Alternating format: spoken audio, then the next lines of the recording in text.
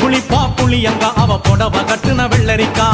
புளிப்பா புளியங்க அவ புடவ கட்டுன வெள்ளரிக்கா பார்த்தா பாவக்காயிலம் பருவத்தில கொசாக்கா பார்த்தா பாவக்காயிலம் பருவத்தில கொசாக்கா